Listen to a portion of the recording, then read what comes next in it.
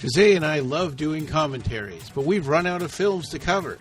The series Commentary of Clive's Contemporaries allows us to look in the background and see what movies were happening when the Clive Barker movies and sequels were being made.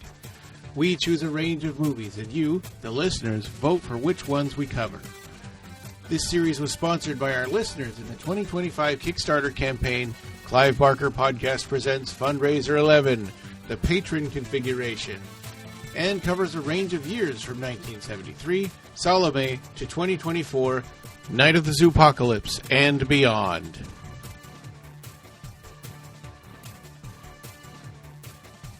Okay, well, welcome. This is episode 533 of the Clive Barker Podcast, and we've got Joe Manco back with us again. Welcome, Joe. Good to see you again. Good to see you. I miss you guys. Yeah. Spark Films in the house. Yeah, we were just talking about this, but I've got my three. These are in my queue to watch The Torturer again, but I haven't seen the other two yet, so I'm excited to watch these. Oh my God. Vice Mayors and Death World. Vice Mayors is intended to make you feel uneasy. Okay. All right. Yeah. Don't watch it with Grandma. To being uneasy. I think I watched that one on Tubi. Could it be Tubi? I think. Yeah, it's on Tubi. Yeah. Yeah. So this episode, we returned to Clive's Contemporaries, right? And now we're up to the year 1987. And so to sort of recap, 1973, we had The Forbidden, Clive Barker's The Forbidden versus Enter the Dragon. And we kind of determined probably we like Enter the Dragon a little better. And 1978, Salome versus Invasion of the Body Snatchers. And I think we decided we liked Salome a little bit better than the 1978 Invasion of the Body Snatchers. 1985 was Transmutations versus Silver Bullet. And I think we liked Silver Bullet a little better, but I'm starting to come around and like Transmutations a little better the more we get these high-end. Kino release of Transmutations is so amazing. I cannot believe that is the movie I've been missing. I know. I'm like, this is not what I've watched. Yeah. I've seen this movie a bunch. I have never seen this movie, and I really like it. Well, and I used to rent the VHS, back in the 90s, and I would fall asleep every time I would rent it. Yesterday I found out that Underworld is coming out by Arrow in 4K. So yeah. Bring that up they've been posting news. that on Arrow's been posting that on their Facebook and stuff. Yeah. So now you can get Rawhead Rex in 4K, and you'll be able to get Underworld in 4K. Well, for whatever good that'll do to the movie. Well, you can already get Underworld in 4K. It's just a different company putting it out is all. Yeah, you're right. Yeah, I guess the Kino release is a 4K, isn't it? Yeah. It's got the Arrow's going to have a slipcase. I know there's a lot of slipcase collectors out there, so. Okay. I like the artwork that Arrow's using. It's pretty cool. Mm-hmm. Brand new. Yeah. Really cool. And our last one, 1986, was Rawhead Rex versus Big Trouble in Little China. And that one, we kind of gave it to Big Trouble in Little China. They both have similar looking monsters in them. So I kind of used that for the artwork to show Rawhead Rex up against that creature that was Underworld there. Oh, the truck at the end. Yeah. And so for 1987, Hellraiser, it's a big one. Everybody voted. And the ones that they had to vote on were The Lost Boys, Prince of Darkness, The Gate, Iron Warrior, Bad Taste, Angelheart, and Beaks. And you all voted it was a tie between Prince of Darkness and Angelheart. And so we're going to do both. And this is our first one of those two, Prince of Darkness by John Carpenter. So I'm excited about this one. I watched it last night before I went to sleep, so I'm ready to go. And I've got it queued up right before the Universal logo. Mine's queued up right when the stars appear before Universal shows up. Okay. Same here. So y'all are going to do which movie after this? Angelheart with Mickey Rourke. Oh, that's a rough movie. Yeah, Robert De Niro is in it, and Mickey Rourke is in it, and it's got a great soundtrack by Trevor Jones. I love that movie. Wasn't it Lisa Bonet from The Cosby Show? Yeah. Right. She's in it too. Yeah, I think. I haven't seen that movie since it first came out on video. Oh man, I think the first time I watched it was on Joe Bob. Oh, okay. Yeah, so it's fairly recently for me. That is a rough movie. Yeah. We're queued up on the Universal Pictures logo. I guess I'll do the countdown. So if you're listening to this, you can synchronize the movie with our commentary. So 3, 2, 1, press play. Boop. Here we go. Yep, there I'm starting to see the stars now. And we start with these wonderful chords of the soundtrack, the synth chords. Yeah. A little similar to the Thing soundtrack sometimes, isn't it? Yeah. It's Alan, I think. Alan Haworth. Yeah. He's amazing. We met him at Frightmare. And he is such a nice dude. Super hippie, very smart. This guy knows magic. He is, in my opinion, he is like one step away from being a legit wizard. Sure. Just how his mind works, yeah. So that little chest on his stomach, that's got the key to the door, right? Is that what's in there? Okay. That dying priest was the Sentinel. That's what they call him in the script. It was amazing to me turning this on again last night and seeing that it had characters from Big Trouble in Little, not characters, but actors from Big Trouble in Little China. And at first I was wondering, it's supposed to be the same characters, like this is a follow-up to that, but they're not. They have different names. Well, Carpenter, his supporting cast is usually the same amount of people. And I think I've noticed that about like. Oh yeah, I mean, obviously Donald Pleasance is a returning John Carpenter actor. Yeah, and Dennis Dunn, who was in Big Trouble in Little China, and this one he plays Walter. Yeah, and the guy who played Egg Shen. Victor Wong. Yeah, Victor Wong, and now his name is Howard Birack. He's a physics professor, right? A quantum physics or something? Theoretical physics? Yeah. At the university that we see in this is USC, University of Southern California. Yeah. This is probably the first time I'd ever heard mention of the Schrodinger's cat. You know, now it's kind of sort of common lore, but you know, this is 1987. Mm-hmm. This was the first time you heard the concept of Schrodinger's cat? When I saw this movie the first time in the 80s. Wow. There's a whole thing in Weismer's about Schrodinger's cat. Oh, okay. Yeah. There's Donald Pleasance. I don't think he has a name in this movie, but I think his name is the priest. Yeah.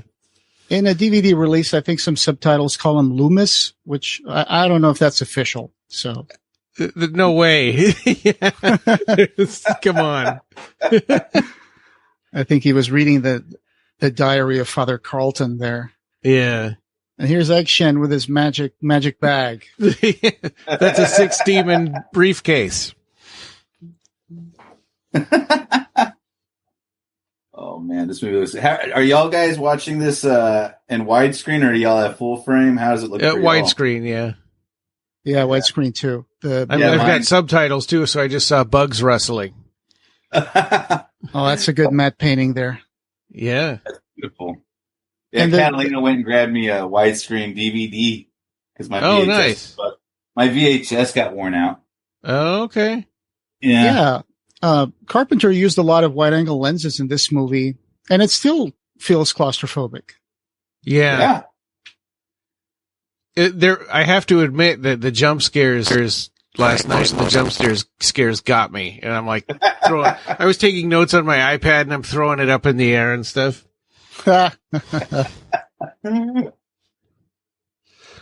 Another guy who's in this movie, who's in a lot of other Carpenter movies, is Peter Jason. He plays Dr. Paul Leahy in this one. I think that guy is in he's in a bunch of movies, right? I think he's in Halloween. He's in a bunch of movies. Like 6 of them, I think. The blonde guy with the mustache? The older professor. Oh, okay. Yeah, Peter Jason. That's a small class. Really small. Yeah.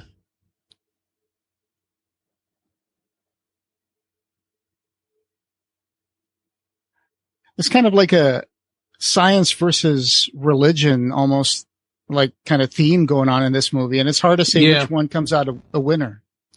Yeah, he's trying to marry the ideas that what if religion and science are the same thing?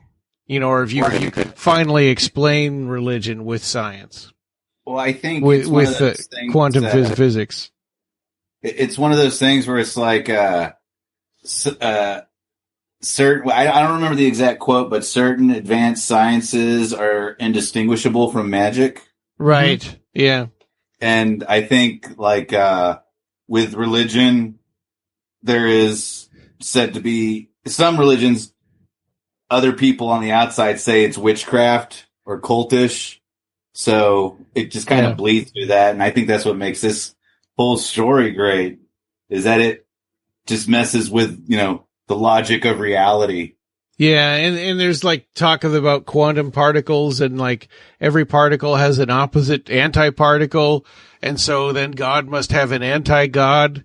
And that's kind of, I think the Manichaean religion was that God and the opposite force were equal. Oh.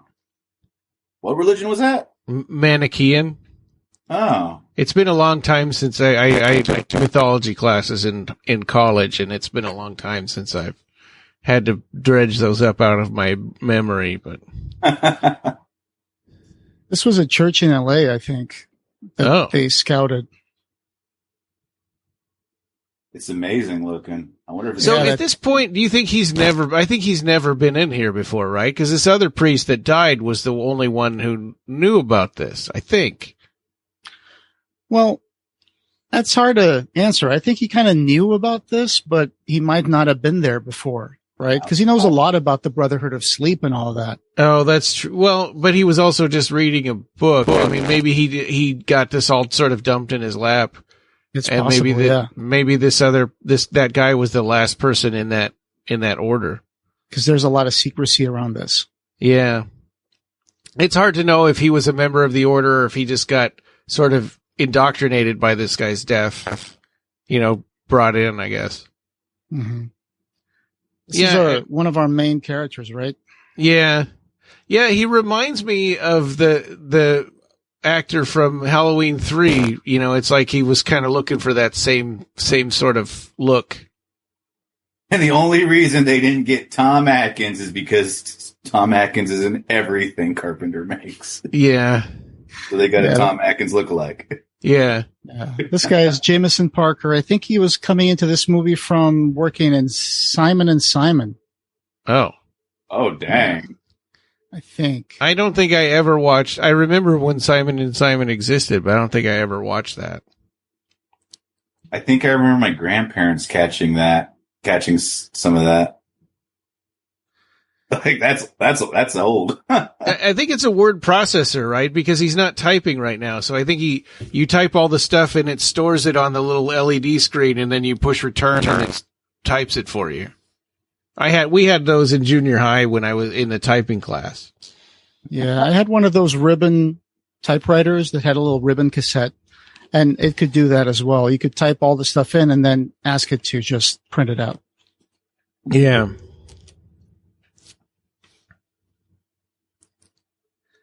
Wong actually had some sort of sickness when he was a kid, and that kind of paralyzed half his face. That's why he always looks like he's squinting. Oh, okay.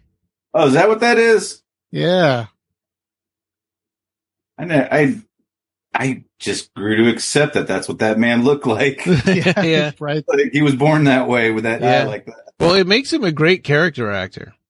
Oh, yeah. And I think it seems like in this, it seems like in this, he was he was so happy with working with him. He must have brought him in here because the character doesn't even have an Asian name. Professor Howard Birack. Yeah. And he was but he was probably such a great person to work with, or a good actor, that he wanted to fit him in here somewhere. It's a cool shot of that limo. Oh, go ahead. Oh, shoot. Am I ahead of you guys? I don't know. How long is your DVD? Because I think DVD has 5 minutes less than the Blu-ray. I've got Birack is just now walking into the entrance of the church. What are you going to say, Joe? I'm at 9 minutes, 31 seconds, 33, 34. Right. Yeah, I'm at too. 9:35 right now. Yeah, now the nuns are walking up and he's talking to the priest and shaking his hand. Yeah, that's where I'm at. Okay. Yeah. Oh, man. This is a great wide angle shot of this church with all the gilded stuff. And someone was arriving in a limo a while ago, and I'm not sure if that was a priest or if that was Birak going to talk to the priest. Well, they didn't show anyone coming out yet. And I think it's interesting, like this church is all, surface level Roman Catholic, but then when you go in the basement, there's, secret stuff, like the René Le Chateau in France, right? With the Merovingian, secrets in the basement that show that Christ didn't die on the cross and all that kind of stuff. Yeah. I just saw the credit of Martin Quatermass. That's actually a nom de plume for Carpenter. Yeah. So why would he do that in this movie? I guess he just thought it was amusing. Yeah. And now there's the guy watching a show about a supernova. There was actually a supernova that was observed in 87. I don't know if that influenced him. But there was a 1987A occurred in February 87. It was the closest, brightest, and most intensely studied exploding star in over 400 years. Oh. I guess the last time people had observed the supernova was in the 1400s. They wrote it down. And when we see it, it already happened like hundreds of thousands of years ago. Yeah, maybe millions, depending on where it is. Now they're walking into this St. Goddard Church. That's what they call it, right? That's what the sign says, but I think it might have been a different church in real world. Yeah. Yeah, it's interesting, right? Because it's like a church, but it's also like a dormitory. Well, it's probably also a convent. Yeah. Or something around that like. Or like a preparatory school for private Catholic students or something. Yeah. I went to private Catholic school and we didn't have a dormitory, but there was what did I just say that word where the nuns live? Convent. Dormitory? Oh. Convent. Yeah. There was a convent on the premises, but yeah. Yeah. Were the nuns nice? No. No. Yeah. I hated those old women. They were so, I don't know. They had their moments where it was like, oh, they're so sweet and nice. But then like super bitch would come out at any given moment. Did they do the stereotypical thing of hitting your wrist with a ruler? No, but they would take their giant frickin', 6 foot long ruler and slam it on the desk to shut us up. Oh, okay. They would, threaten us with detentions. Or they would reprimand us, ridicule. I had a school principal that had a giant paddle hanging on his wall that he would hit kids with. Oh my God. Yeah, and it's like that you think about that stuff now, and it's like, can you imagine a principal or a teacher getting away with that now? Oh, yeah, that'd be terrible. Oh, this is my favorite shot in the film. It's when they go into that basement. Yeah. And they have this big wide angle shot of all these candles and that canister. Yeah. That's so good. And I think at this point, Carpenter had switched his director of photography.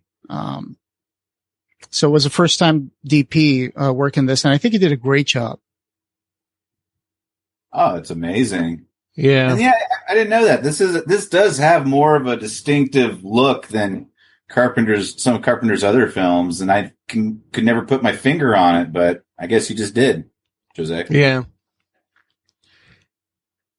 It feels sort of ominous and the sound, right? The music and soundtrack feels ominous and like something bad's going to happen from the very first note of the movie, right? From the start. It never eases up really. I mean, it's even like the uncomfortable scenes when the what's his face, the main guy is trying to hit on the other student. And it all, even then it's not like lighthearted. It all still has that ominous undertone, and it just makes that kind of awkward. Yeah. Oh man, that's a great effect. How they got that green in that tube spinning like that. Yeah. You know how they did that, Jose? No, I wonder if that was actual fluid or if it's just like some sort of spinning plastic sheet or something. When I was a kid, I used to think it was it's like something kind of like a centrifuge that's constantly spinning the water around. Yeah. Sure. When I was a kid, I thought it was a cartoon that they put inside the movie, like an animated cartoon. Yeah, but now that we've seen enough movies, we know that it would be tough for them to have pulled that off. Yeah. So that would be cool. Oh. This guy right here in the pink shirt, he was wearing a green shirt in the last scene. Oh. We've seen him in a lot of stuff. I can't remember. Quite remember him. Big Trouble in Little China. Oh, he is in Big Trouble in Little China? Yeah, he was Wang in Big Trouble in Little China, one of the other main characters. Oh. Besides Kurt Russell. Yeah. And this one he's called Walter, which is also not a very Asian name, but right. I mean, that's Millionaire when you're 40. I guess that's the dream. Oh, I found out what I was trying to say. I think it was Dean Cundy that used to be his director of photography for movies like The Thing and other movies at the beginning. And then this one, it was a different DP. Interesting. They look like PhD students. So do y'all want to get the obvious facts out of the way with Go for it. With the Apocalypse trilogy? Everyone it's like mandatory. Someone has to say it. I haven't heard that. The Thing, Prince of Darkness, and In the Mouth of Madness is John Carpenter's Apocalypse trilogy. Like Terry Gilliam has the Dream trilogy, or the Cornetto trilogy with like Shaun of the Dead and stuff. Yeah, like movies that aren't really related to each other, but they have a similar theme. There's something that thematically that connects them all in. Yeah, Carpenter once said that he got fascinated with the end of things, and then the Thing turns out to be an end of the world project, like the end of humanity. Yeah. And I think, what was it? This is the second one. It's the end of, it's kind of the end of the world as well. And which one is the third one? But I mean, I think in the Mouth of Madness. They don't just, they don't really just, right? In this movie and in The Thing, they don't really just come out and say, okay, now it's the end of the world. It feels like they made a good effort to stop it. Well, theoretically, I mean, it does seem that way. But I mean, I would say like the end of humanity, the end of the belief system, and then the end of reality. Yeah. Yeah. Oh yeah, definitely the end of, well, at least for the characters in this that know about it and are still alive. I mean, I don't know if anybody would. I always wondered, like, when when he went to at the end, when he goes to the police and brings them over, what could he possibly have told them about what happened?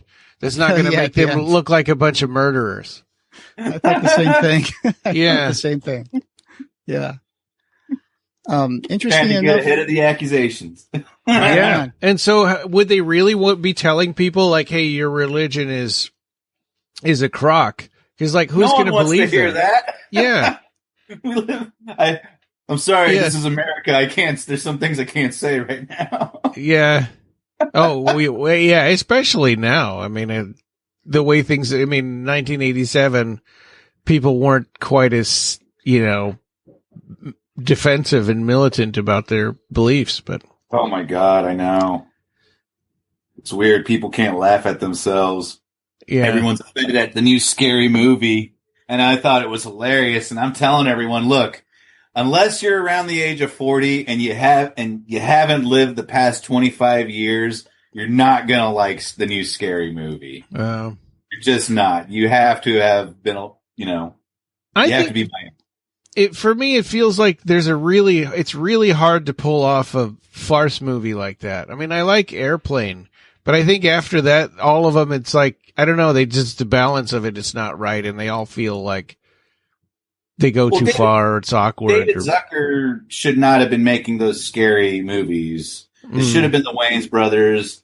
Harvey Weinstein's a total scumbag. But now that the Wayans brothers got it back and you watch the new movie, they're catching up on 25 years worth of references that they've missed. And and they do a solid job. And I laughed my butt off. Anyway. I only ever saw the first Scary Movie, and I didn't like that one, but.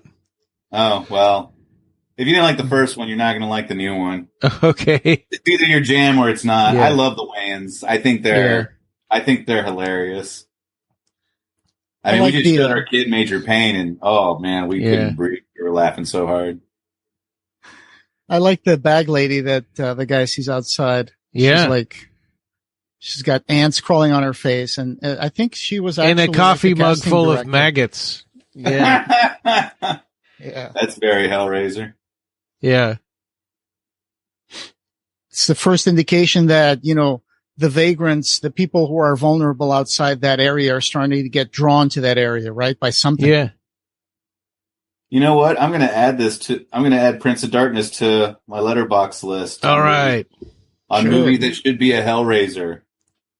Because I think I have In the Mouth of Madness as a film that would have made a great Hellraiser. Huh. I'm just saying, In the Mouth of Madness is its own amazing thing. Absolutely. And if, Hellraiser 5 to 10 or whatever, and they were like, let's just sprinkle, let's just sprinkle Cenobites and stuff. Yeah. And put a puzzle box and Pinhead in this, and now it's a Hellraiser movie.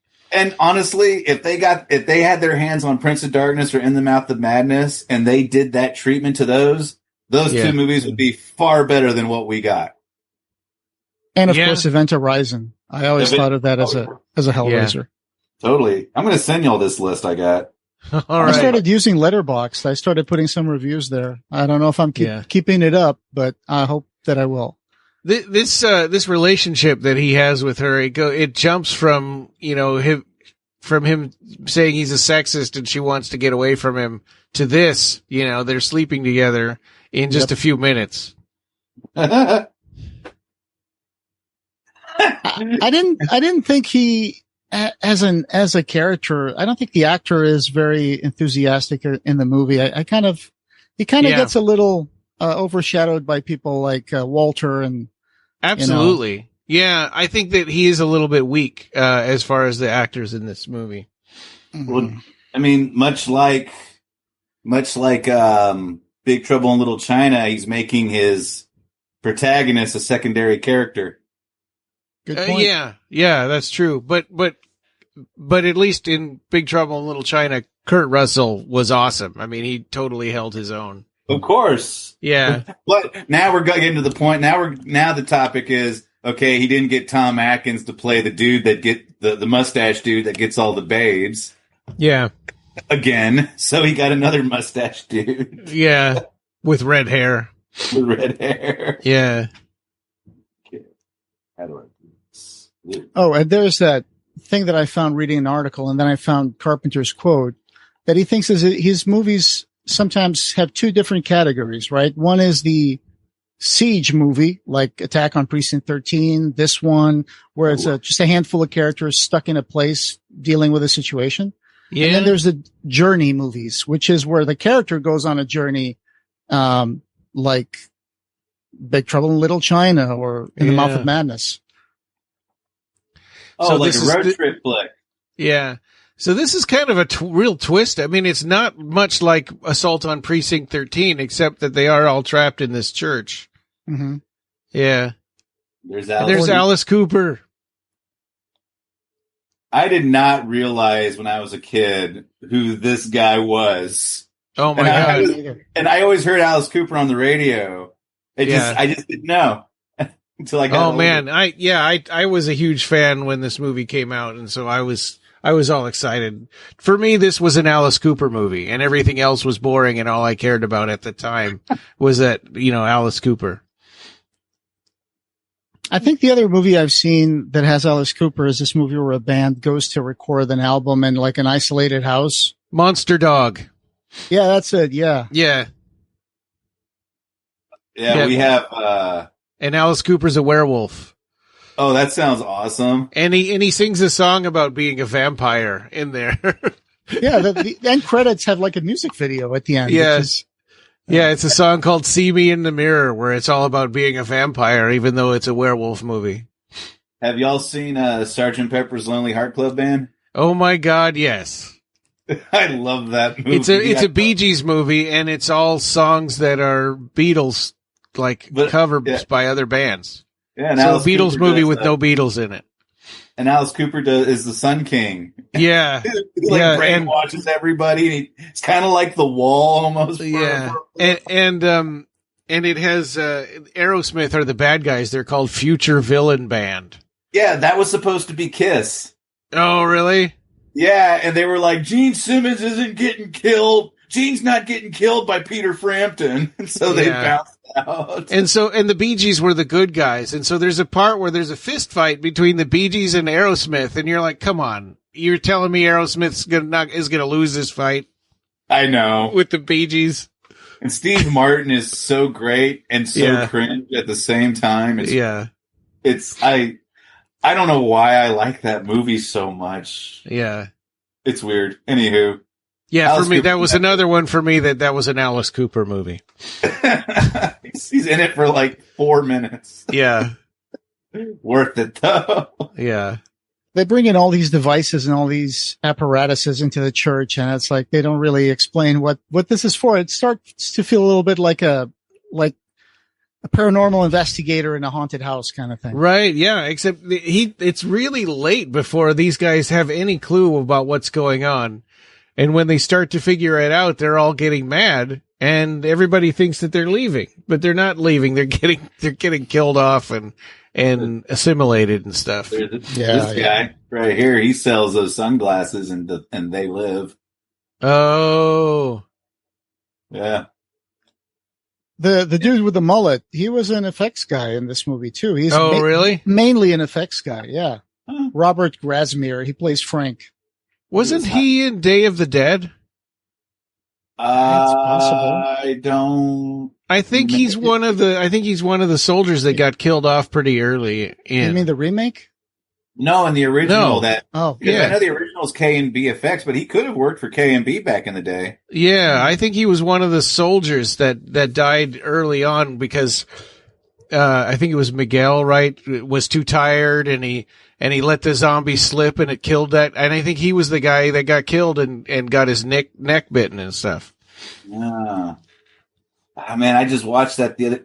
Dude, I will put on a Romero movie in the background almost every day, or a John Carpenter soundtrack in the background while I work. So it's one of those things where it's like, you know it in your head, but you don't pay attention, but you're still consuming it. It's like, I don't know. I feel like I don't watch movies sometimes. I can't do that, man. If I do that, I will stop everything I'm doing and go just stare at the TV. Oh.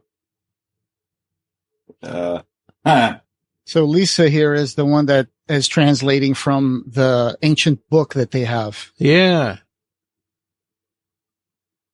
So she doesn't know why she's here either, but I think she starts figuring it out as she's typing. She's like, wait a minute, what am I writing here? What am I translating?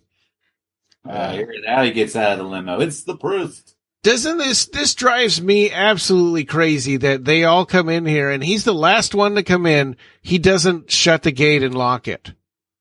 Right. And he sees all those weird people outside. Yeah. It's like they're dealing with something that's like cataclysmic and all these people are gathered around and he's like, I'm just going to walk.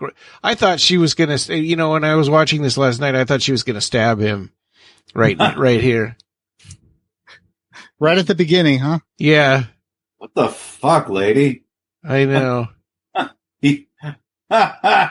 Well, and it's interesting because she's all, she's got mannerisms and creepiness and stuff, but everybody else, all of those other transients are all just zombies pretty much.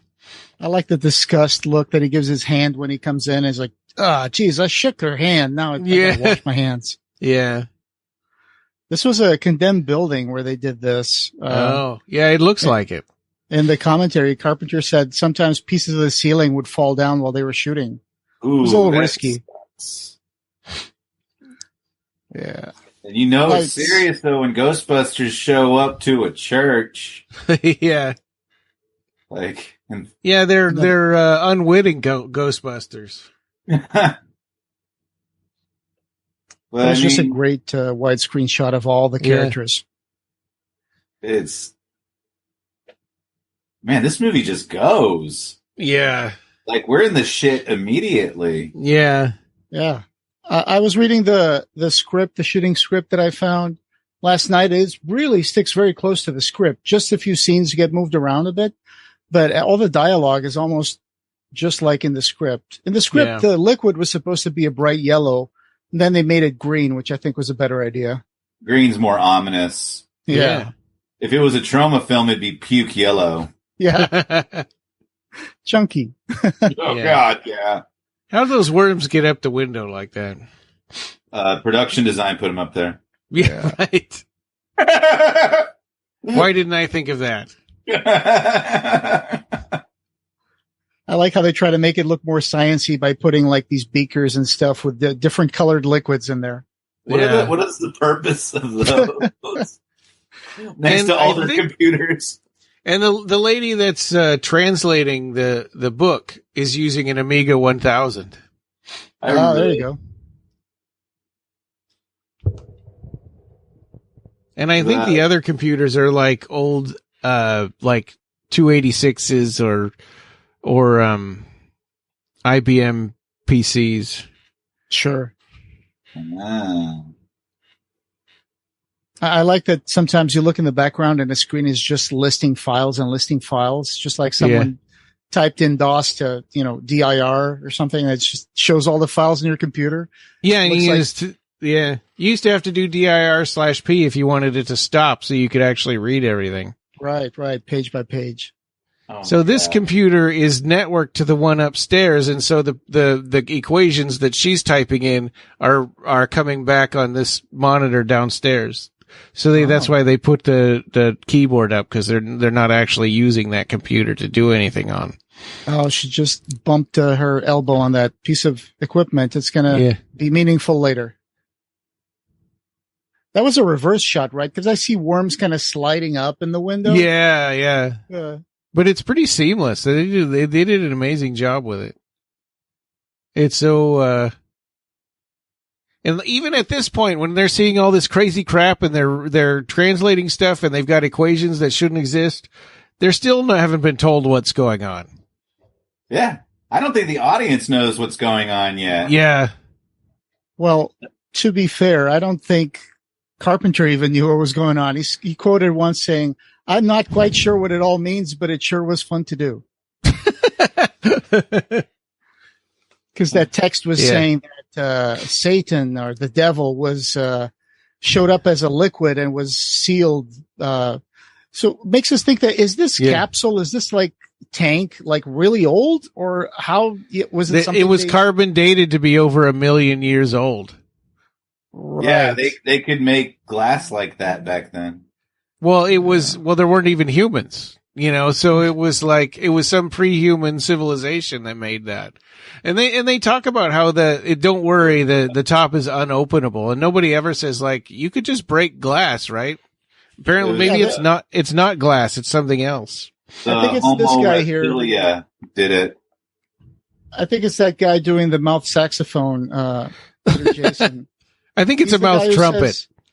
He says that the canister was sealed from the inside, which is okay, cool. I don't know how that works. He says, don't worry, you can't open it, only from the inside. Like that's supposed to make you feel better. Uh-huh. That lady always looks like she's wearing pajamas all through the movie. Well, she's all tuckered out. Yeah. She wasn't supposed to be here. Their brains repeating the same. Yeah.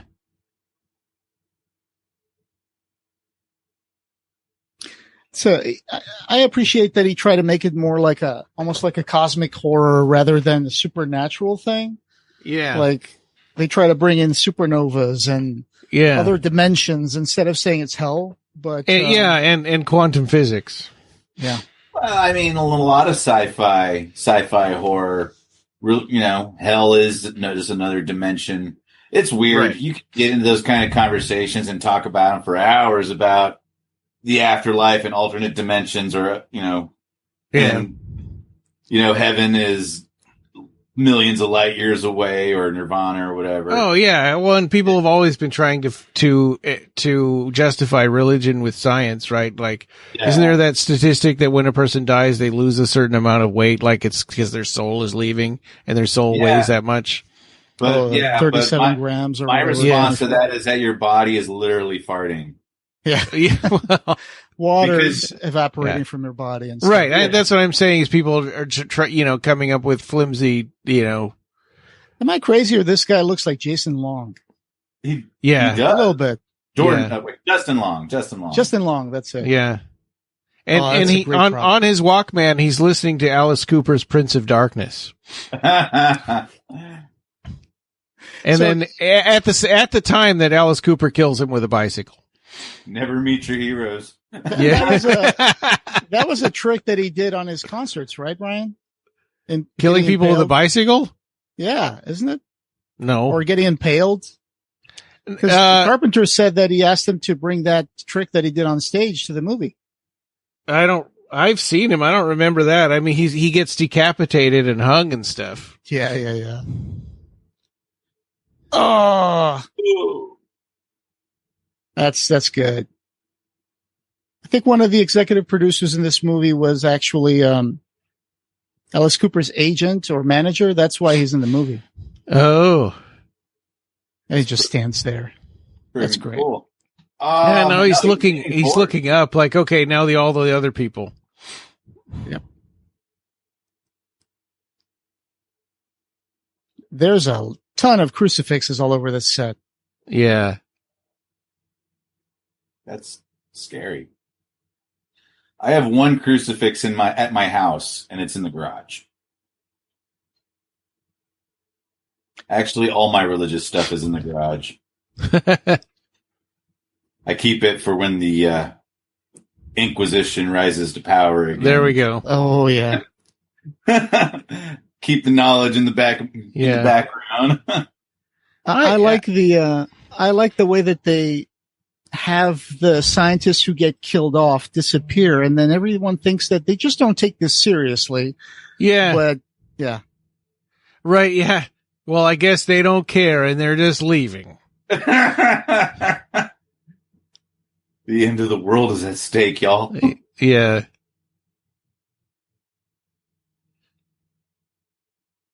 There is no reason to have that many crosses. Oh man, yeah, and this is kind of the beginning of the end right here, right? Because she's like becomes the agent on the inside that sort of takes everybody down. Yeah, she's the first to be possessed. Yeah. I thought when I was seeing this last night, because it's been so long, I thought, is he about to hit her on the head with that candlestick in his hand? In the basement with the candlestick. Yeah, because I thought he had already been taken over because he's looking kind of squirrely. Because it's been so long since I'd seen this movie, I don't remember anything except Alice Cooper. Oh man, I haven't watched this in a while. Yeah, except for last night. It's been over a decade since I've seen this movie. Probably more than 20 years. I love the way that whatever lens he was using kind of makes the background look a little blurry and almost like a little fisheye sometimes in some scenes. Yeah. I think he shot this also, certain character shots, he shot it from below up. Yeah. So with like a widescreen, wide angle lens. Kind of like the Predator angle from Halloween. I think it's interesting that, and this, I did not appreciate this as a kid, or when this came out, but I think that the idea that the devil is a bottle full of goo and the devil's father is like a humanoid sort of creature with a red giant hand and stuff It's strange. It's really weird. And I had a hard time, like, come on, really? That's all the devil is that swirling goo? Like, I want to see something cool. You know, at the time. The swirly jar of goo is pretty cool to me. It is now. I mean, at that time I was disappointed. You know, I wanted to see, like, you know, from, you know, Darkness from Legend kind of a thing. Well, I think, yeah, as a child, you know, we're begging for more and we want the spectacle to keep growing. Yeah. But yeah, no, I mean, as an adult, I mean, I think this is fine. Like, well, yeah, absolutely. And it's, and the ominous, it's super ominous and scary. It's the fear of the unknown is worse than any kind of like Tim Curry, you know, devil guy. Yeah. Not saying that he did a bad job. He did an amazing job. Just yeah. But yeah, tapping into like use your imagination. You have to try to figure out what this is because, you know, everything we're going to tell you is like 1/10 of trying to understand it. Ooh. Oops. You know what I was thinking about there, right? Yeah. This is, I think, where the movie takes a turn. I mean, a guy got killed for trying to leave, so we knew that there was a problem, that they're stuck in there. But now they're stuck in there with her and it. You were talking about the anti-god having that big red clawed hand. Yeah. In the script, when they mention what's on the other side, they just mention that there's a shape and there's slime and then an eye opens. So it doesn't really explain whether it's humanoid or not, except that there's a claw that reaches out. Yeah. Yeah. Well, they talk about a civilization of people that looked human, creatures that looked human, but they weren't. Yeah. And this part where he explains that the church tried to sell people the idea that evil was in their heart, even though it was actually a physical thing. Yeah. Yeah, they could have just said, hey, guess what? It's not your fault. A substance. Yeah. An actual presence that could control things around the world. Yeah, and it's so powerful that we don't want to mess with it. So all we can do is just hide it and guard it.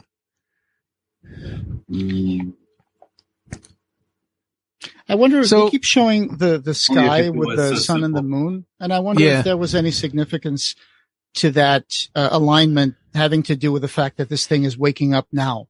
Yeah, right. Like it's leading to an eclipse. Mm-hmm. And that's where your cosmic horror comes into play. Do you think that goo that shoots into their mouth, that it kills them, and then when they come back up, they're just a puppeted dead body? Yeah, I mean, I do. I see it more as a possession almost. Well, but there's a guy whose throat is cut, you know, and he's walking around. They're now just vessels. Yeah. Right, and I guess life and death are kind of meaningless with something that can just like, hey, I'll just give you enough to keep your body going. Well, yeah, before rigor mortis sets in. Yeah. Right, we never see them come out of the state, so they might as well have died, right? Yeah. Yeah. Well, I mean, we have to get to the end of the movie to see what happens. Because if they come back, if they're back in their normal state of mind and they're like, hey, let's go play some Uno and grab some beers, pull that out of my ass, then, they're normal again, unless they really hate one beer. And that's what they want to do. Yeah, and it seems like even if it does kill them, it doesn't really matter that much because this creature can manipulate all of their cells and their molecules and make them kind of do whatever it wants. Well, they're just discussing this now that they detect this kinetic emission that it can move things with its conscious. I mean, and there was a directed surge, which was him shooting the goo at that lady. Right, but it kind of makes them feel like this might be conscious after all. Yeah. It seems like they're a little bit late to the party, coming up with that conclusion. But that's our perspective. Seeing the movie, we have the benefit of seeing every angle. Right. And here's Walter with another shirt. This time it's a khaki shirt. Oh, yeah, he does change his shirt a lot. Of course, there's not really a good sense of how much time's gone by, during all of this. I love the small detail that he is eating an apple. He takes a couple of bites and he throws it in the trash. Yeah. So wasteful. But no, yeah, he is always changing his shirts, and I feel like this movie only takes place over the course of a 24-hour period. Mm-hmm. Yeah. Because look, this slob's still wearing the same clothes. Sure. Yeah. Like, everybody is, actually. He's the only one that changes his shirt. Oh, I guess that's not a candelabra. It's just a gigantic flashlight. That is the biggest flashlight ever. Wait, what are you seeing? I'm seeing the two guys talking on the hallway. Yeah, the big guy is holding the flashlight. Yeah. Oh, okay. They don't make those anymore. I was at the hardware store specifically looking for one of those the other day. Yeah. And my kid was just like, why do you need that kind of flashlight? I'm like, it's for the artwork of the movie. Yeah. Like, it says a lot more about the character given the tools they use. Like, we have a station wagon in the car. I have a station wagon in the driveway, a 1985 Mercury Marquis Fox body. All right. That I have acquired and have been restoring to get ready for the movie that we're about to shoot. And it's because our lead character has to, the car is its own kind of character, and this is what she drives around in the film. And it's, the tools that these people use really give a lot of it helps showcase the character's mindset a bit more, their reality. And I mean, something as silly as like a little flashlight, I think speaks miles. Back in the 80s, it's like, oh, just a flashlight. Like, well, that kind of flashlight means serious business. Yeah. That's like a police flashlight or something. It's even bigger than a police flashlight. Mm-hmm. See, that woman's wearing the same shirt. Yeah. And I think he is too. And he takes his shirt off a lot. Yeah, he does. Boy. Backlit with practical lighting. Yeah. So they're definitely dead, right? Because she snaps his neck. And then he comes back. Yeah, he's occupied as a vessel. Yeah. We use your dead as vessels. Was that from Dark City, right? Yeah, it is Dark City. I love that movie. There's another movie that could have been a Hellraiser movie, right? I think that is on my list, is it not? Okay, all right. I dropped it in our Facebook. I saw that, yeah. I'll have to take a look at that. Yeah, hold on, what did I put? Because I didn't have Prince of Darkness or In the Mouth of Madness, so I put, it's got Event Horizon, Sunshine, Pandorum, Fluke. I haven't seen a bunch of those. I've seen Pandorum. That was a great concept. Oh yeah, Strange Days, The Ninth Configuration, Dave Made a Maze, The Box, 13 Ghosts, Mulholland Drive, Cube. Wow. Oh, The Baby's Room. You guys would love The Baby's Room by Alex de la Iglesia. Is that a list on Letterboxd? Yeah, I put it in the group right. chat. Yeah, I was looking at that the other day. Yeah, I'll have to watch. I haven't seen most of those. I mean, I've seen The Cube. Yeah, I like all the Cube movies. Well, I hate Cube. I hate Hypercube, but anyway. Oh no, I was thinking of The Cell. Never mind. I don't know The Cube. Oh, The Cell with Jennifer Lopez. Yeah. Man, I do want to revisit that movie, but I hate that woman. Okay. Jeez, and I'm not a fan of Vince Vaughn either. So, did you guys know that Donald Pleasance was an actual pilot that got shot down, and he spent some time in a Japanese prisoner camp? Oh, really? He really went through the chewing thing. Really? Yeah. That guy's a badass. Oh yeah, for sure. Yeah, they did not respect prisoners because they Donald felt like Huh? the Japanese didn't respect prisoners. They felt like if you surrendered instead of killing yourself, then you're worthless. Ah. Donald Pleasance is also in Sgt. Pepper's Lonely Heart Club Band. Oh, is he? I don't remember. Yeah, he plays the record executive that signs Peter Frampton in the Bee Gees. Oh, okay. Then they signed their Faustian contract. I remember the bad guy was a realtor too. That was Mean Mr. Mustard. Yeah. Oh yeah, like a couple of days ago, I found out John Carpenter is going to curate a horror movie marathon at TCM this month in July. Oh. Ooh. Yeah, that's going to be good, man. Yeah, man. His career now is like playing video games, doing a concert here and there with his son. Yeah. Yeah. New album coming out? I thought I heard something about a new John Carpenter album coming out, but yeah, everybody wants him to make movies, and that's the thing he's not going to do. Well, he did that TV show not long ago, didn't he? What's that? He did a TV show not long ago, and that was on Shudder, and I could find it on Letterboxd actually. Letterboxd also sponsors Little Spark Films. And here this guy's going to get it because he can't get back in. And Hell Motel, is that what you're talking about? John Carpenter's Suburban Screams. Oh, okay. It's got a few filmmakers. It's 240 minutes. Oh, it must be a limited series.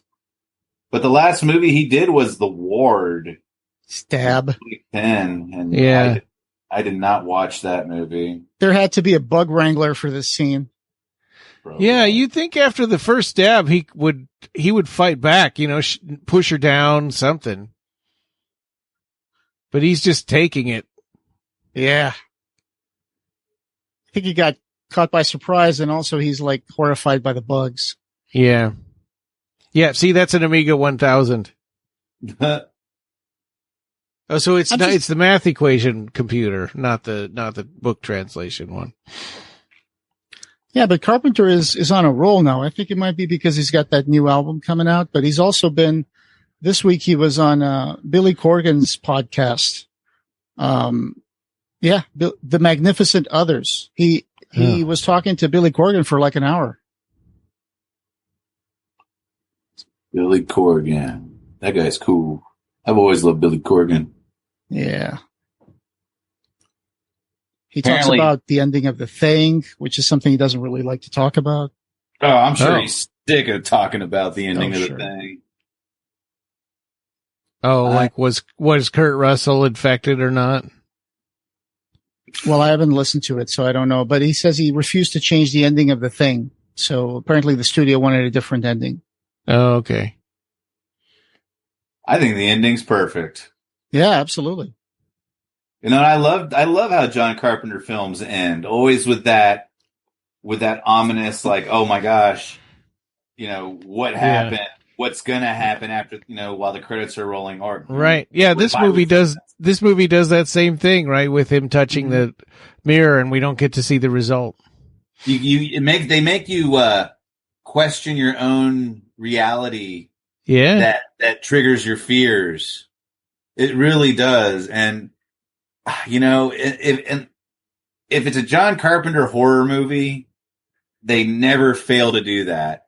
I'm not saying like Elvis or Escape from New York does that, but no, like definitely The Thing, Inside the Mouth of Madness, Prince of Darkness.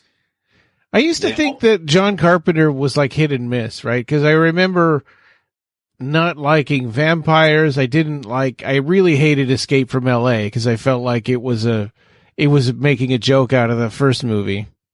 I like Escape from LA now that I'm a grown-up. When I was a kid, I hated it. And that might be what it is. But, Vampires and Ghost of Mars, I just do not like those movies. Yeah. I mean, I'm willing to give them all another chance because I think that I had a teenager perspective. I enjoyed Ghost of Mars, but kind of reminded me a lot of Escape from movies, right? When the Martians are coming. It was it was a failed escape. It was a failed Snake Plissken movie that they were, that the studio said, we're not doing that. LA flopped.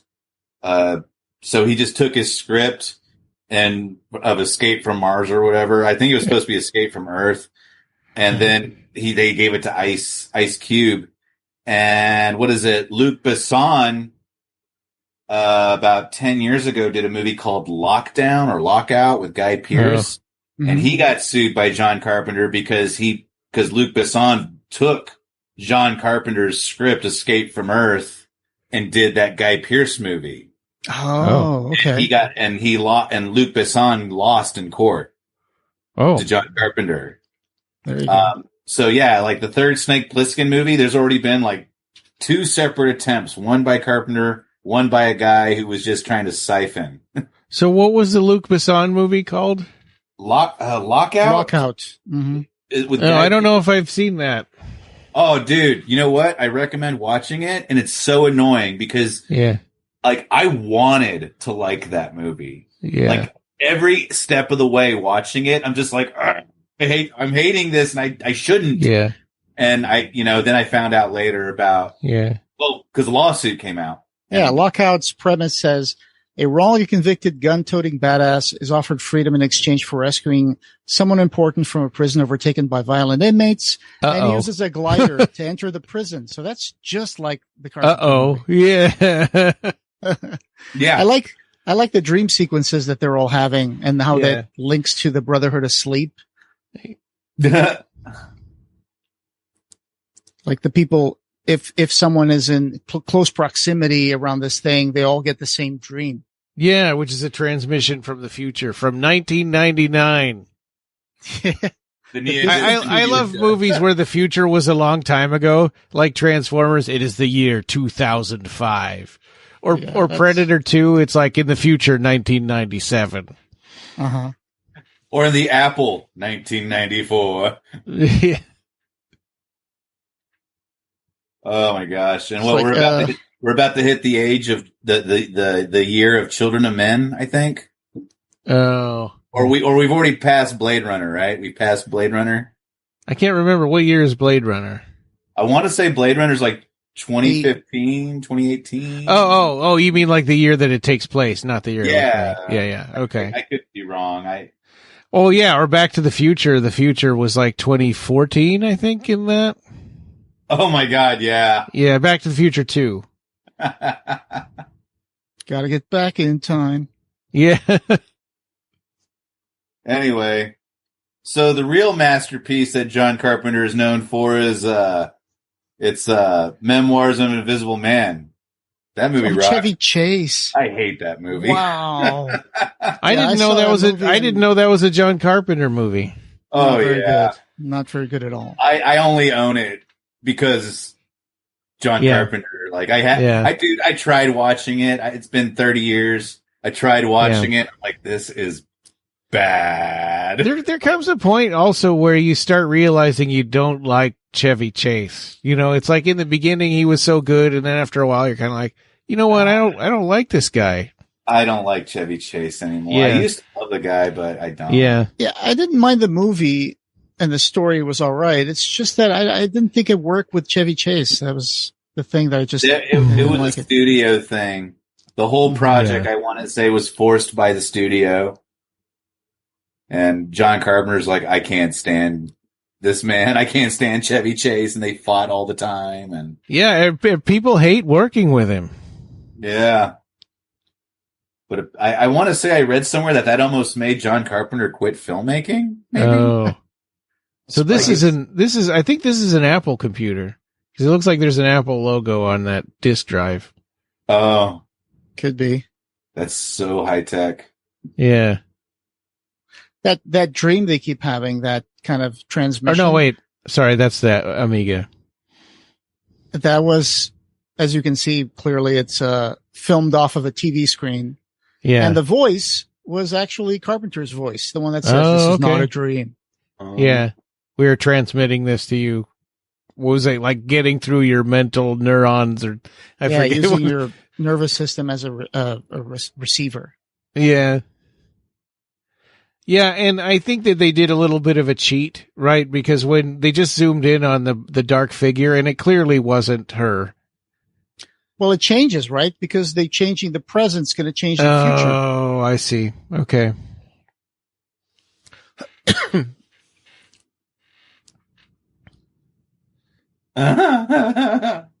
Yeah, she's making a serious like supposition there.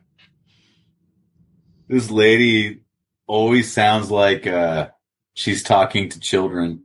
Yeah, Mm-hmm. yeah. Yeah, she's got that voice. Well, and she looks nervous all the time, which is understandable. She's like mom nervous, you know? Yeah. Mm-hmm. And that guy Calder, the black dude, when he gets possessed, he just totally chews the scenery. Oh yeah, he cries, he sings, you know. Yeah, he's like pouring out flop sweat and stuff too. Yeah. But his expression goes through so many different moods. It's great. But he's also weird and creepy and giggly even when before that happens. Oh, this woman's been possessed. So disturbing. Yeah. It says I live, I think, right? Uh-huh. And you will not be saved. Yeah. I guess she's a linguist. Very creepy. I live. All work and no play makes Jack a dull boy. I live. Mm-hmm. Yeah. You will not when I was watching this, I came up with an idea that since we have like the divine trinity of the Father, the God, Jesus, the Son, and the Holy Ghost, I thought that this might also kind of imply that there's a trinity here of the anti-God, the Son, which is the canister, and malevolence. You know, because at one point they say that liquid represents malevolence almost. Right, because if the Holy Spirit or the Holy Ghost is supposed to be like Jesus alive in everyone, you know, then there would be the evil in people. Well, and I think the god plutonium, I was wondering, does that mean like you can't drop atomic bombs on me and kill me? Well, maybe, the plutonium is so powerful as, you know, it's probably the equivalent of whatever ancient alien god this thing is. Yeah. And not even plutonium can destroy it. Yeah. I mean, also, it could be lying. Yeah. If it is capable of being evil and malevolence incarnate, that means it can also lie. I think that the one area where this kind of, you know, we can suspend our disbelief with, you know, using all of the science and everything but I think that when you get to the point where people are coming out of mirrors, I'm like, you know, a mirror is just glass with silver painted on the back of it. Unless you're talking to a witch. Yeah, but mirrors have always been in like fiction and fantasy, like scrying on a right, because like if you can see yourself, you must be able to see into like some secret world or parallel dimension, and it's like that's not really how mirror. It's just glass with silver painted on it. Yeah, I know. Obviously, there are people that believe. You know, it's really silly too that there are people that believe this because we have fun houses that are nothing but mirrors, but you're supposedly not supposed to have mirrors facing each other. Oh, yeah. Like there is a belief or a superstition that you can allow something otherworldly into your reality. Right. Sure. And because it's a weird, freaky effect when you do that. Yeah. But that doesn't mean something, you know, something supernatural is happening. People believe it. Like I said, you know. Well, like the breaking a mirror is 7 years of bad luck, right? Right. It's just a superstition. Yeah. Well, in this case, the priest is like, I'll take the 7 years of bad luck. It's worth it. Yeah. But then you got Alice across the looking glass as well, which is like a portal to another reality. So. Right. But you're not supposed to believe that's realistic. Well, obviously, I mean, the one thing is fantasy and the other thing is reality. I mean, but this is trying to explain religion with science, but then we have a magical anti-god coming out of a mirror. Well, I mean, maybe he's not a god. Well, he's an anti-god. He's like it's supposed to be the opposite, the negative of like the Holy Trinity is this other, God the creator, and the anti-god might be the destroyer, right? Or the opponent. I mean Satan everything has an opposite. Yeah. Right. Well, see, that's particle just like and antiparticle. That's what these people are speculating and thinking they're talking about because they're researching this giant book and there's all this stuff happening around them that they can't explain, and they're just in a church and there's a priest and the sky looks funky and there's all these homeless people that are zombified. But in reality, is it actually a religious deity or anti-god, if we want to say that? Yeah. Or is this just like some liquid alien from the planet Neptune? Yeah. Because they're, who knows? Because like earlier when I said indistinguishable from magic, these whatever society found this thing and locked it away, much like in the Thing. Well, in saying that it's the son of the devil, I mean, we do know that thing that it's trying to bring out of the mirror is its father, because they say that in the the bad guy monster thingies say that. Yeah. Okay. Oh, this is the shot that everybody knows, right? Yeah. Wyndham, the guy who got stabbed and then eaten by bugs. Yeah. In the script, he actually drags himself to a bush on the other side of the road and gets obscured, and then we just hear like the bugs. Oh, okay. Yeah. So this was something that they did extra. I guess. Like the special effects people saying, hey, we could do something even cooler. It's always been very effective. Like in Dracula when he turns into a bunch of rats and stuff like that. Yeah. It's just so offsetting. Yeah, it's like these bugs ate that guy while he was talking. Oh man. And this guy's now lost it. Why is he so different from all the other? I mean, everybody else is just silent and they just stare at you. But this guy just goes nuts. I mean, I wonder if he's trying to resist, right? That's what I was thinking. Yeah. I was wondering that if he's the only one that can sort of resist, cause like cutting his own throat, right? That's resistance. Well, look, he's struggling. He's sweating. Yeah. And with a stick. This goes back to the power of your own religious belief. It's like, if you're Jewish and become a vampire, a crucifix won't affect you. Yeah. So maybe it's I never thought about that. So it's like something like that here. Right. Maybe this guy's personal religion is helping him protect, fight against it. Yeah. Well, if you think like that, then it's like a placebo effect instead of like the cross is battling the evil satanic force inside of a vampire. Yeah. I think I got that from I Am Legend. Oh, okay. Richard Matheson's book. Yeah, and they were like a disease, right? Those vampires. Yeah. It's a virus. Yeah, that infects them, and you could spread it through saliva. But anyway, I love that book. Well, I mean, there's kind of an AIDS analogy in this movie too. Like people are getting infected by swapping this weird fluid between themselves. If you wanted to think about it. Yeah, I hadn't thought of that, but that was a big deal. It's still a big deal, but people don't talk about AIDS as much anymore. I like that this movie, even though it was shot in 30 days, they only spent like maybe $3 million on it, but it still made $13 million, so it made its money back. Oh yeah. $3 million in 1980. This movie came out in 87.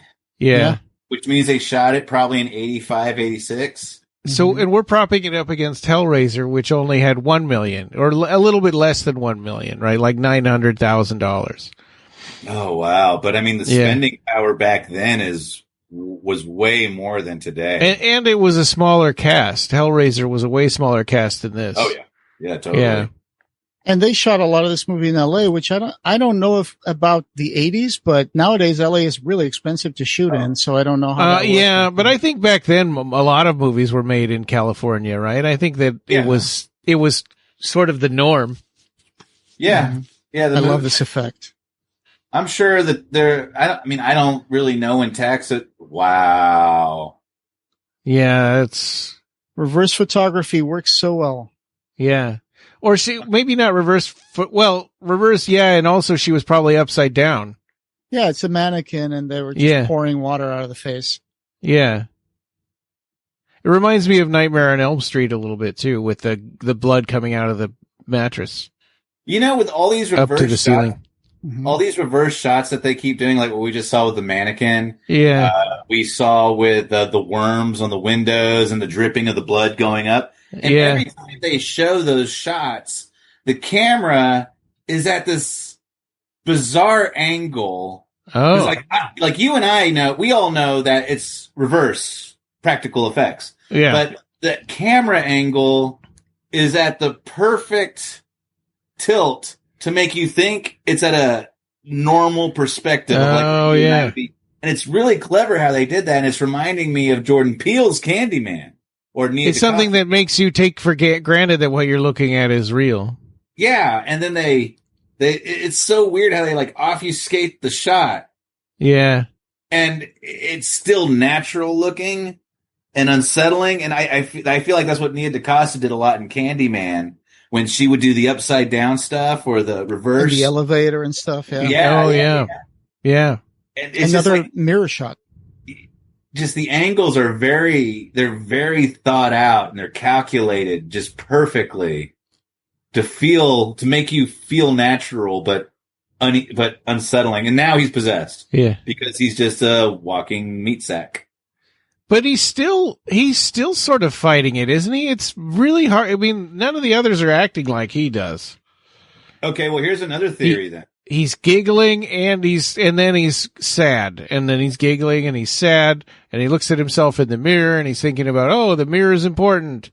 But then he's looking at himself and like, I'm dead and I don't know, what do I do? It seems like he's going through a lot of like complex stuff. Hey, I got a table like that. So here's another theory. Choices. Another theory is that, once these people die, so to speak, or they're opened up to becoming possessed, air quote. Those entities that are possessing these meat sacks do have their own personalities. So like a deadite. Not saying these are deadites, but deadites all have their own personalities. They're all individual. I don't know. I kind of was thinking of them like fingers on a hand, or they're like an extension of the green goo devil guy. I do see that as going back to my idea of the inverted trinity. It's almost like this, like Christ was made flesh to redeem the world, and this thing is made into a matter that wants to corrupt the world. Right? Yeah. So they're corrupted vessels. Oh yeah. That's a good one. Instead of teaching people to believe in you, you forcibly make them your follower. Mm-hmm. Yeah. Right. And also because the fluid is falling upwards, it's almost like the reverse of reality, right? Of course, it's going to fall upwards instead of falling downwards. It's completely because it's inverted.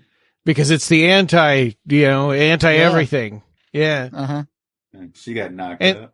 Yeah, right. And that they barely explain that mark that was on her arm. It's like, I don't know what this is. This is weird.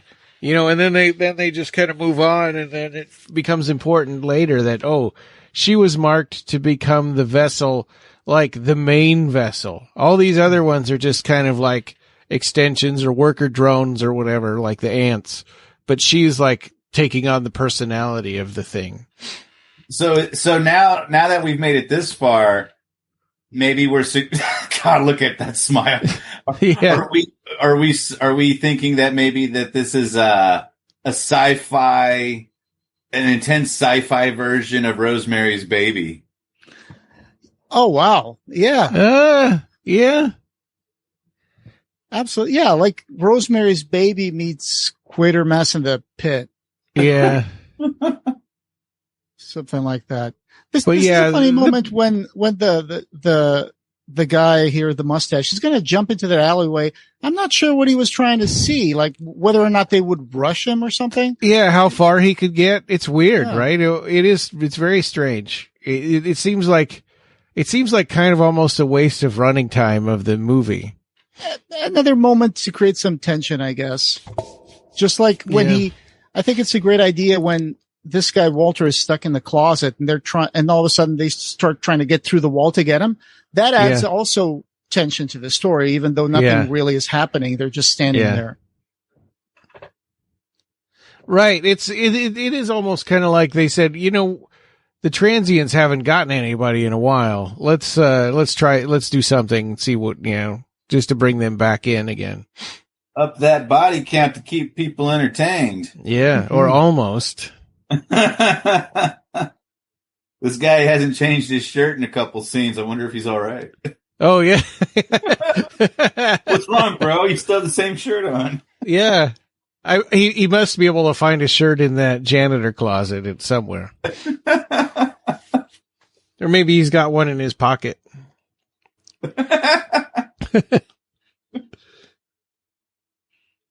Yeah, at the time, when they said, "Oh yeah, we can get through this and it's going to take a couple of hours." I'm like, "Really? You just smash through some plaster?" But then later they show on the other side it's brick. How did they know it was brick on the other side? They read the script. Yeah. What the hell is that gonna do, lady? But I like that the house, it's a church itself, right? It's very isolated from any sort of escape. It's got fencing all over it.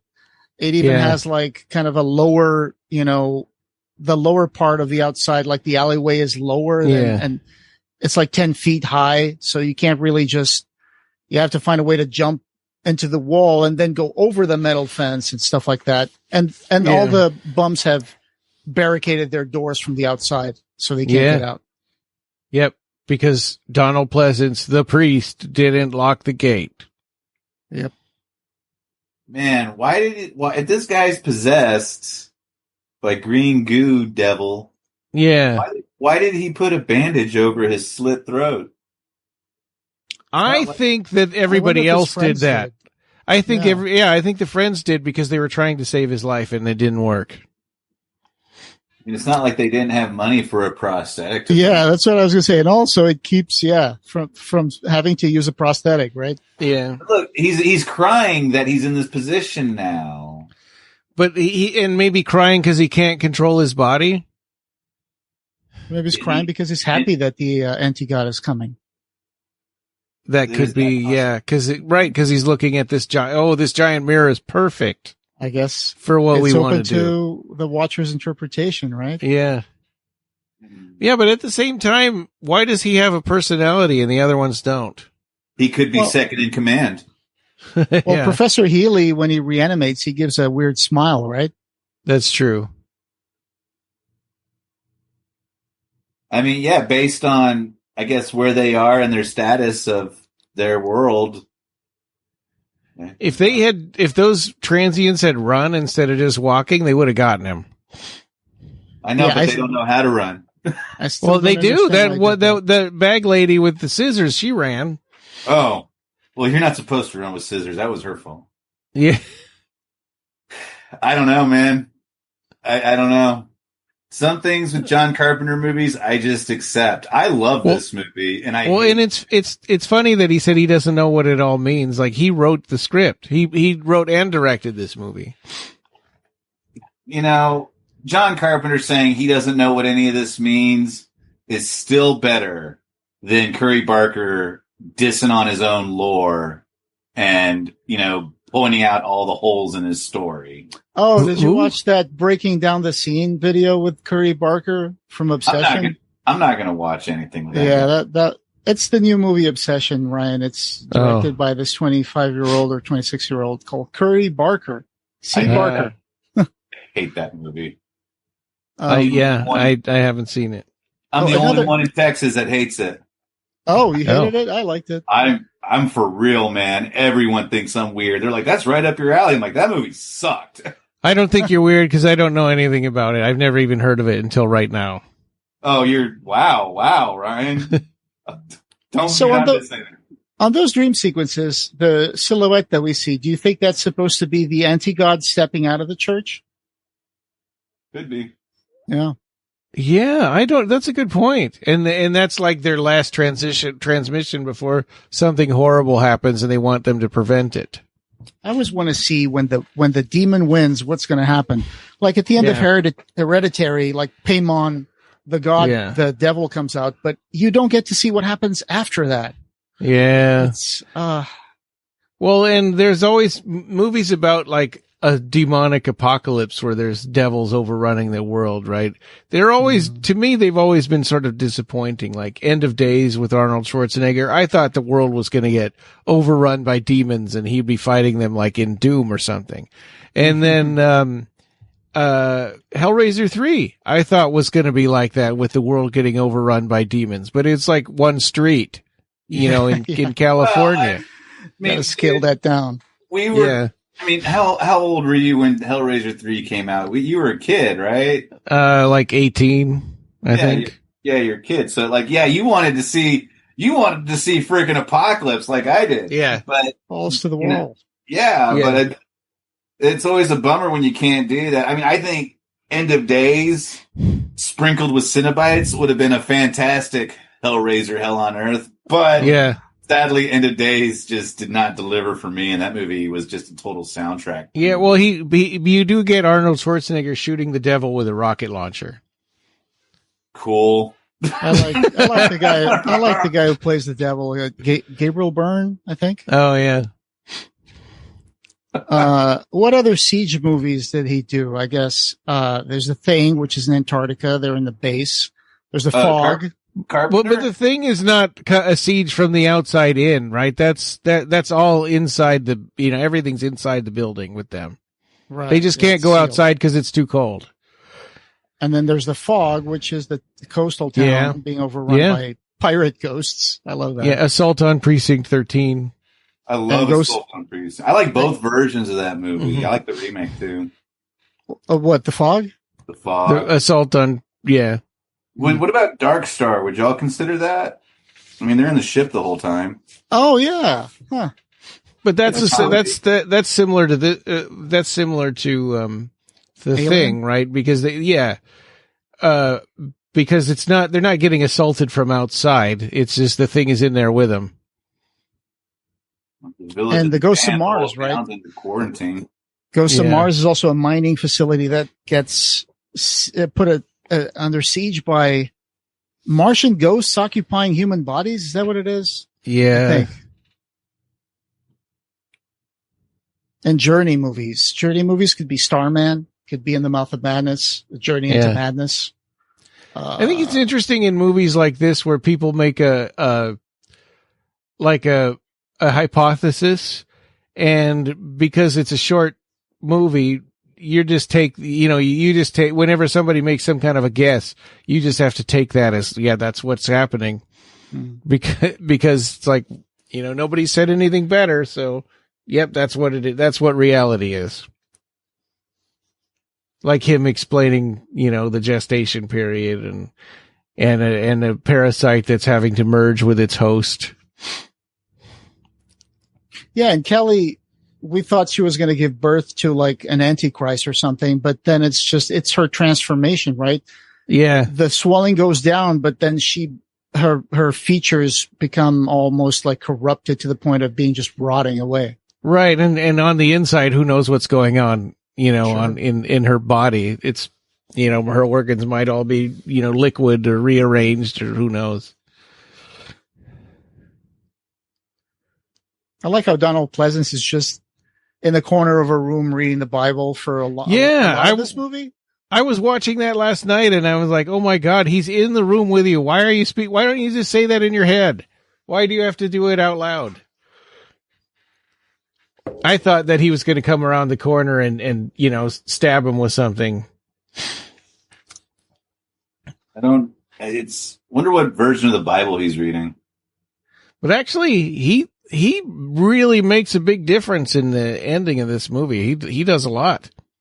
He doesn't finish it, but he comes close with his axe. Yeah, I like that. And I also like the fact that when they start digging through the wall, the person who tries to rescue Walter is the girl, right? Catherine, I think her name is. She's the one taking charge and going through and poking through the wall and starts the hole. Yeah. That is so creepy. Oh, yeah, Joe, I meant to ask you, how come you guys didn't autograph your copies of the movie? Oh, because that would devalue them. Actually, that's how I feel about our book too. It feels presumptuous, right? Yeah, I'm just like, oh, well. Yeah. I'm giving these to my friends. That would feel silly. Yeah, I know exactly what you mean. It's weird when people ask for my autograph, and I'm like, why? Yeah. Oh yeah, what was it? The Imaginer one, right? I asked, what was his name from Century Guild? Thomas Nagovin. Thomas Nagovin. I asked him for his autograph on Imaginer one, and he almost cried. He was like, "No one has ever asked me. They always want Clive Barker's autograph on here. No one has ever asked me for that." That's funny. I think I've stopped asking for Lloyd's autograph because he's like, "Why?" He just like, you have so much of my shit, Joe. Yeah. Like it's a weird thing, right? And I'm going to be seeing, and Jose, same if you go to Chicago, we're going to be seeing Peter Atkins, and we've spent hours and hours on the podcast with him. We've probably had him on like 10 times. And now I'm going to be in a position of asking him to autograph stuff.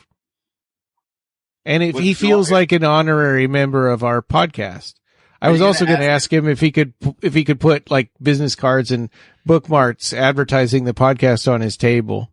Are you going to ask him? Are you going to hang out with him at the convention or after the convention? Probably both.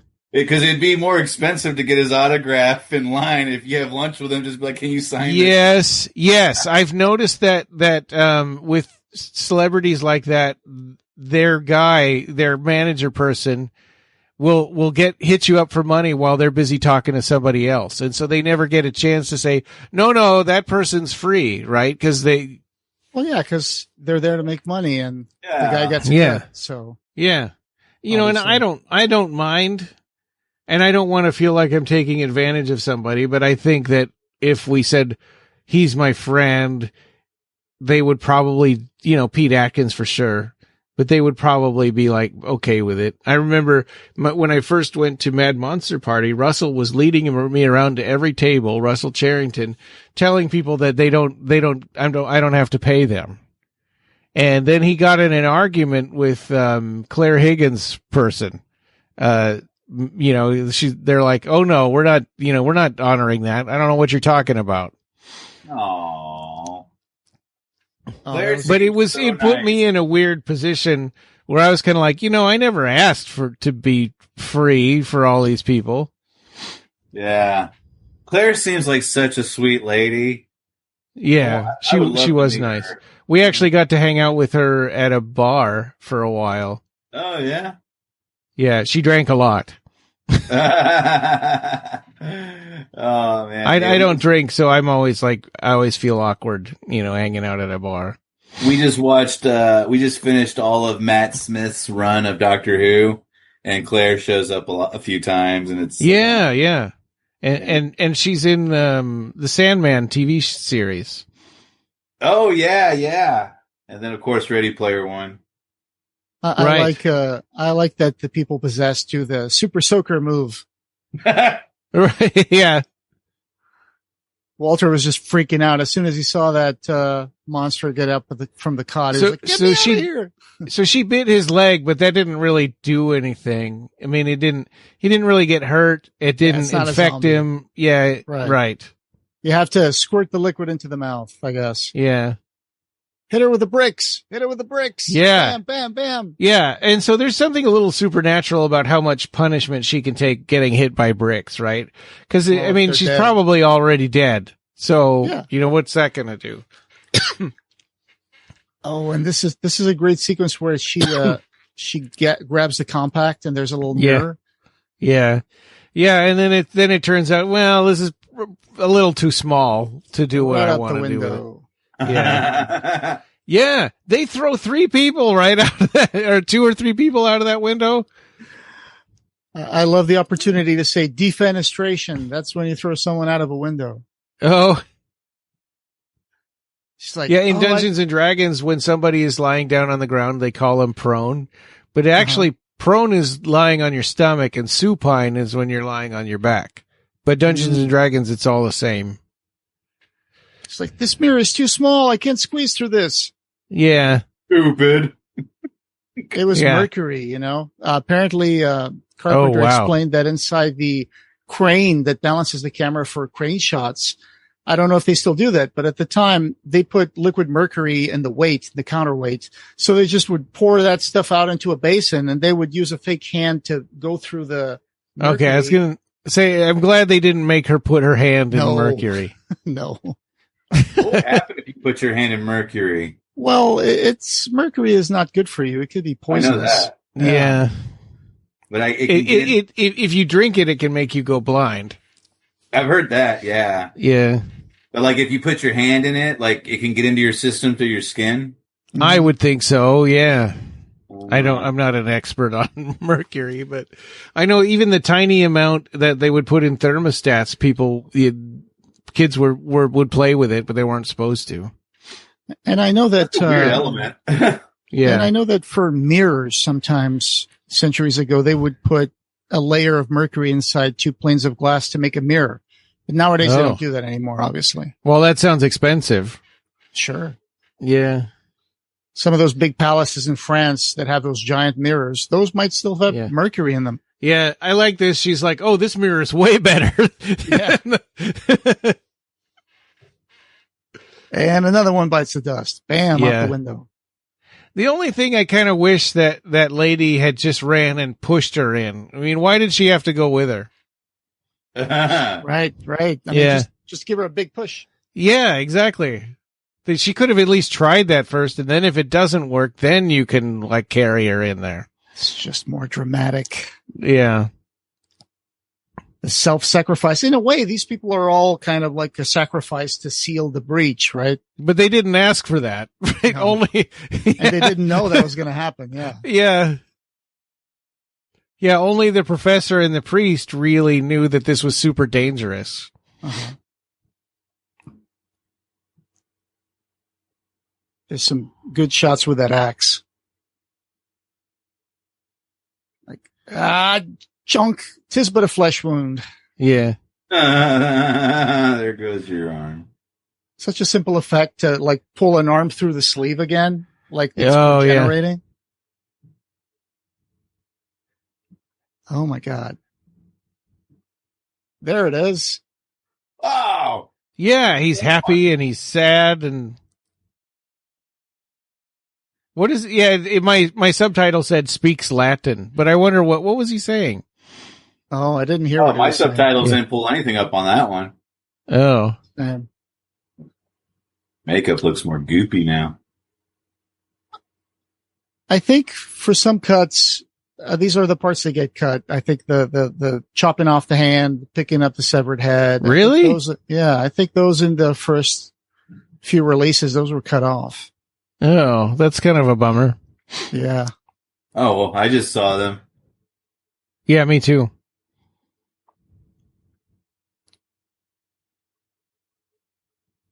It's almost like it's vanished, right?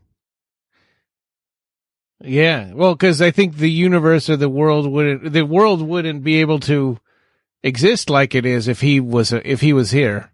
Mm-hmm. Yeah. Another thing that uses kind of a reflecting surface as a portal is kind of Stargate, right? That takes you to other places. Yeah.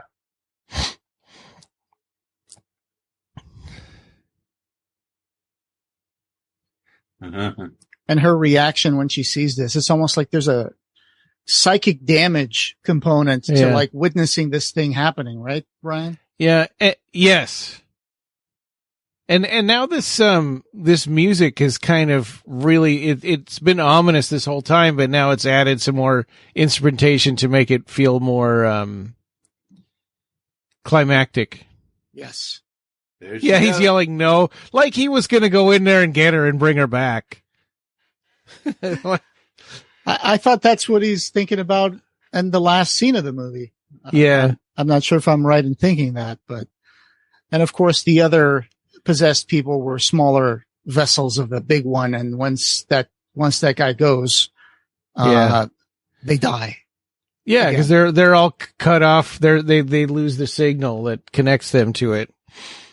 I think in the actual script, they were supposed to melt, as the smoke comes out of their mouth, but I guess that would be too much. Yeah. That is expensive. Yeah. So I wonder, like, what does the jar of green goo look like right now? Is it empty? Right. Did it pour itself all into her? You know, and I thought it did. I thought it would have, right? Because all that stuff is just going into her eyes and her mouth. Yeah. They don't really show anything. Walter's I'm getting out of here. It would have been good to show that container was empty if that's what it was, you know? Right. Yeah, this is the moment you were talking about where. Yes. What are the cops gonna, think about? Yeah. Oh, I guess. I guess he could have blamed it. He could have said that the derelicts, came in and killed everybody. Yeah. That would have been the most plausible. And the priest ended up in a mental hospital for the rest of his days. Yeah. And if he told them that, not everybody else is going to say the same story. Right. Mm-hmm. It's not really a victory, right? It's more like a survival. They just survived this event. Yeah. Because of the last dream sequence that we're going to get, Well, apparently they put it off until 1999. Or depending on what happens when he touches the mirror at the end, right? We don't know that either. Yeah, maybe there would be another attempt a few years from there, Yeah. Saying that this is just a reprieve and not an actual, Yeah, victory.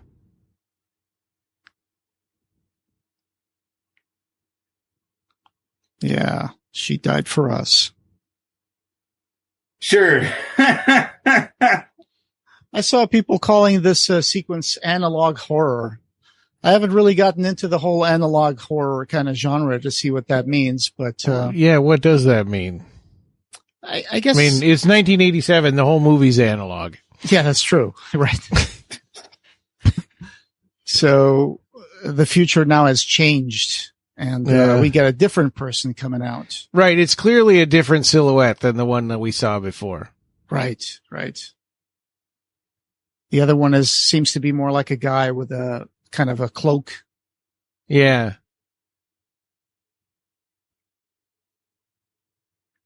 Yeah, and then we got the dream within a dream. Causality violation. For the purpose of causality violation. Yeah. I remember being a kid freaking out at that. Yeah. In the script, this happens like he wakes up like twice. Yeah. I'm glad they just made it once. Yeah, he's like, wait, what if I touch the glass? Yeah. This had me on, because I totally forgot everything about this movie. So last night, this had me on the edge of my seat. Like, what is the hand? I thought the hand was going to grab him and pull him into the mirror or something. Another director might have done that. Yeah. It's almost like the end of Candyman 2, right? When the little kids got the mirror going, Candyman. Oh, yeah. Yeah, that's great. Yeah, Donald Pleasance doesn't have a name in the cast, so it's just Priest. I was also really hoping Alice Cooper's Prince of Darkness song was going to play on the credits, but it didn't. It was only like barely audible in the guy's Walkman when he got stabbed by the bicycle. A lot of stunt people. The world with hungry eyes. Well, you can put a clip on that at the end if you want. Or we can find the video and put that on the show notes. I can. Well, I've got the video in the show notes, but I can't. I can't excellent. edit the song into the. Right. We'll get removed from a bunch of platforms. I think in many ways, this might be in my top 3 Carpenter movies, along with Halloween and. My opinion of it has gone way up from what I used to feel, about it as a teenager. I think it's great. So if we're if we're pitting it up against Hellraiser, though, which one do you like better? Hellraiser. Yeah. I like them both equally. I like Hellraiser better, but I appreciate this more because I've seen Hellraiser like 100 times. And this is probably my third time seeing this movie, I think, in like 30 years. So I had more fun watching this now because Hellraiser is pretty much memorized, like for all of us. Yeah. I think Hellraiser's, you got to look at the budgets. You got to look at where they were shooting. You got to look at the crews and what they had to work with. Clive had his homies. Yeah. Clive had a lot of his friends there by his side. He only had a third of the budget this film had. Barely. They gave him a little bit more money, but that's included in it. But they gave him a little bit more money to add some cool stuff. Yeah, but he had it's not like he didn't have it at first. Clive was making everybody happy, and that was his first film. This is John's, hold on real quick, let me count. If I don't count the short films, wait, that is a feature. Okay, so 1, 2, 3, 4, 5, 6, 7, 8, 9, 10, 11, 12. This is John Carpenter's 12th film. Wow. Yeah, and Clive Barker only directed 3 movies in his whole career. And Hellraiser was his first. Yeah. It's difficult because I'm torn. I'm not torn. I love John Carpenter films. Yeah. I love John Carpenter as a filmmaker, but I think Hellraiser is just a better movie because of the artistry behind it, the tenacity and talent that went with it on your first film. John Carpenter had 3 times the budget, and he was on his 12th film. Well, and that's the end of the credits, by the way, so I can start editing again. But Hellraiser's had, at least from our point of view as the Clive Barker podcast, right? Hellraiser's had a bigger cultural impact, I think, than this movie. We did the last episode we did, all of the news was Hellraiser related stuff. And that's a lot considering this is a movie from 1987. Almost 40-year-old movie. Yeah, almost 39-year-old movie. It's hard to say, yes, I like this movie better. Hellraiser is a cornerstone of everything that we do on this podcast. I agree that it's more culturally relevant, but I can't pick between the two of them. But I can say that Carpenter, like Joe was saying, he did a lot of movies. I think he's always been a consistent director. Every movie that I see here on the list has been a big hit. Maybe not Dark Star so much, but I have it in VHS and I have the record. So I like that too. The only couple of movies that I can't say are for sure that I like is the Memoirs of an Invisible Man, and I guess I haven't seen The Ward from 2010. That's the only Carpenter movie I haven't seen yet. I haven't seen The Ward. Yeah, I need to watch that. But everything else. I haven't either. I think probably In the Mouth of Madness is the last Carpenter movie that I've seen. You didn't see The Village of the Damned? Oh, we said at the same time. Oh, yes, I did. I didn't like it, but I saw that. A lot of people tell me they don't like Village of the Damned, but I do, and it's a calming movie for me. The atmosphere and the tone, and of course, it's got Luke Skywalker and Superman in it, so that's A+ for me. Yeah, those people are so typecast. It's like when you can't even call them something. You can't even remember their characters' names except for Luke Skywalker and Superman. Yeah. But I really like it. There's a handful of films of his that I don't care for. When I say handful, I mean like 2. Yeah. So we're going to do this again at some point in a month or so. We'll come back to 1987 again with Angelheart. we'll see how that one stacks up against Hellraiser, or even how it stacks up against Prince of Darkness. Ooh. I will tell you right now, I prefer Prince of Darkness over Angelheart. Yeah. I can't comment because I don't remember it. I just remember Angelheart said something to do with voodoo. I don't remember anything about it. I like it a lot. I am going to have a hard time picking between the two because I was a fan of Angelheart probably around the same time. I guess I saw Angelheart maybe before I saw Hellraiser because I didn't see Hellraiser in 87. Yeah. I might have seen Hellraiser in 89 or something like that. I like a lot of stuff about the story of it, the soundtrack, the direction, Mickey Rourke. Yeah. I just like that one a lot. We got some feedback from our YouTube that I thought was kind of cool. At Bernard4523-J4U says, happy to have found this. I'm the photographer featured in the documentary. He's talking about JoJo Baby. And there was some great press documenting the story of Clive and JoJo meeting from JoJo's perspective. Would love to share some stories. JoJo was a treasured local icon, my dear friend and neighbor. Love and miss him dearly. So I thought that was pretty cool, right? I mean, we don't get neat comments like that from people who were there. And so I thought that was pretty cool. I'd like to see if we can get a chat with him sometime. Did y'all ever get to talk to JoJo? No, unfortunately he passed away in 2023 and we didn't really get to talk to him. So yeah. It was weird. I think that he was sick when we did our episodes about JoJo Baby, right? He hadn't passed away yet, but he was not doing well. Yeah. Like right after I had, discovered that documentary existed and I don't remember what I was doing. I made a post about it or I don't remember, but JoJo hit me up and was like enamored by Vice Mares and was like, I want to make one of your monsters or whatever and stuff. Oh, yeah, that would be perfect. But we had already shot the movie. Oh, yeah. And I was like, well, I hope we get to work together in the future soon. Yeah, and then that would be cool. Then he passed away. Yeah, our episode was in March of 2022, and then 1 year later he passed away. Yeah, that was sad. So we had another comment from Trido Wave said, just got the book and already enjoying it immensely. Thank you. Love the Amiga version of Blood Money playing in the background. So I responded back. I said, in 15 years, you're the only person that ever recognized that theme song that we have in the beginning of our podcast.